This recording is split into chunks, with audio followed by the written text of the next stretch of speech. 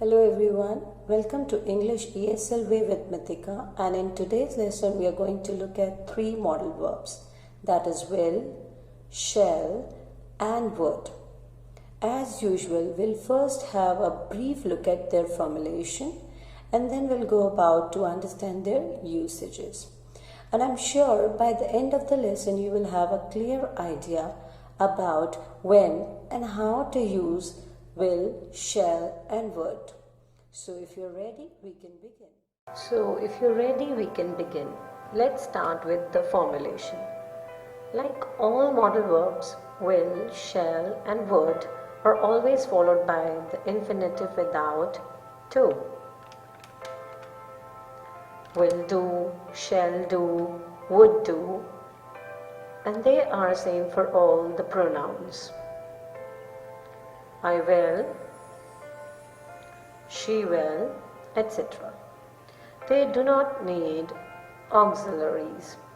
They take direct negative and question forms.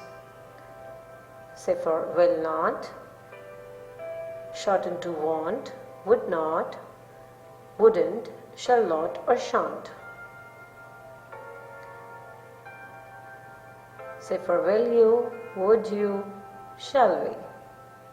Finally, if you remember from our first video, they never combine with another modal verb. So not I will can, but I will be able to. Similarly, you can say I would must. You have to change must to have to and say I would have to. Right then, let's look at their usage. We'll start with will.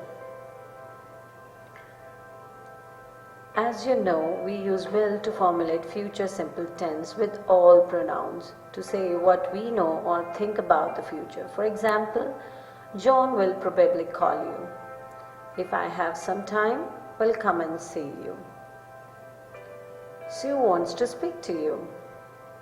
Okay, I'll give her a call. Now, we'll move on to understand the second usage, that is for making a request with the pronoun you in the question form, and it is an alternative to could in an informal situation. So instead of saying could you turn the TV down please, you could say will you turn the TV down please, or instead of saying could you give me a hand please, you could say will you give me a hand please. Let's move on to the shall.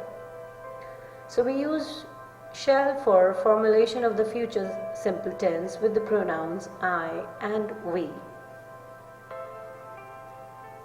So if we have some time, we shall come and see you. Sue wants to speak to you. Okay, I shall give her a call. Now one thing which is important to note here is, if you use shall instead of will with the pronouns I and we, you sound rather formal. So in formal condition, shall is preferable. But in modern day usage, will is more common than shall. Moving on to the second usage. So we use shall for offering to do something with the pronoun I in the question form. Say for, you look cold, shall I put the heater on? So I'm offering my help. What shall I bring you, tea or coffee?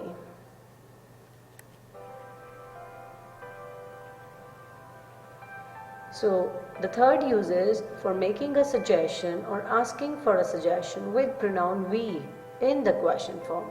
So how we make suggestion? Let's see. It looks nice outside. So I'm asking for a suggestion. Shall we go for a walk? Where shall we go for our next holiday? So you should also seek suggestions asking using shall. And finally, the future tense in official documents and contracts is shall. For example, the tenant shall pay for all damages caused to the property. Another example, the buyer shall not seek any compensation in this case.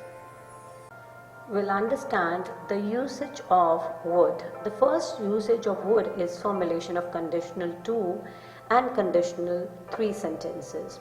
So conditional 2 is about unreal present, right? For example, if we had time, we would come and see you. Means you don't have time now, and in the present, you are imagining the present the different way. Let's take another example. Like if I say, if I were a bird, I would soar high in the sky. So you all know that I'm not a bird, I'm your teacher. So when you are thinking about a different present, you talk this way, right? You talk about the condition like this way and you use would. Now let's talk about the conditional three sentences which are for unreal past. So if I say, if I had a time, he would have come and seen you. So what does it mean? Now here we are talking about our past. In past, I didn't have time. There, I couldn't go and see her. So here I'm imagining about my past to be different, and I'm saying, if I had a time, I would have come and seen you. So how my past would have been different if I had had time. So this is how we use would to formulate conditional 2 and conditional 3 sentences. Remember, we use would with the perfect form, like with have and the third form of the verb. Moving on, the second usage of would is the habit in the past, when you're talking about your habit, and it is similar to used to. For example, when I lived in the city, I would walk everywhere.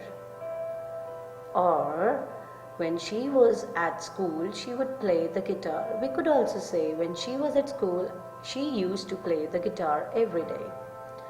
Now the third usage is for making a request with the pronoun you in the question form, and it is also an alternative to could. So instead of saying, could you turn the TV down please, you could also say, would you turn the TV down please, or would you give me a hand please. So in polite expression we also use would. What would you do, prefer, like, or recommend? Instead of saying, what do you like, what do you prefer, or what do you recommend? So better say, what would you like to do? I would like a glass of wine please. Would you be prepared to do this?